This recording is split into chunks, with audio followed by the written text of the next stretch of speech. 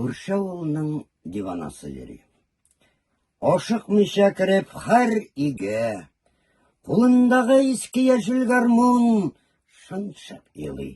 Һаман бер көйгә. Кемдер ризык, кемдер акча бирә. Яки берәү чакыра әбәткә, дивананың башы күккә тия. Чыктым диеп, нинди рәхәткә.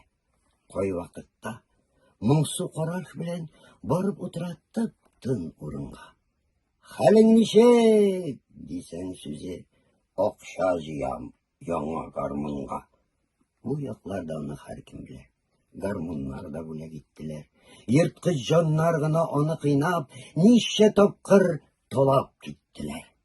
Юкса үзе шырпыга да тимәс, үртәмәсәң сүгеп сүгенмәс, карт кырага утын ярып бирер, ник булыштым диеп үкенмәс.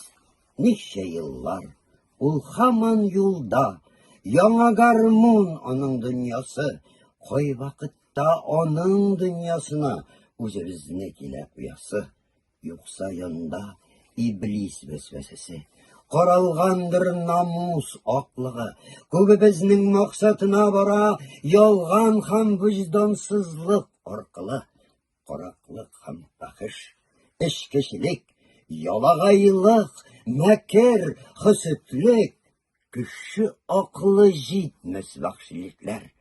Бер сүз белән әйтсәң, мең этлек, каһәрлек баскан дөньяны.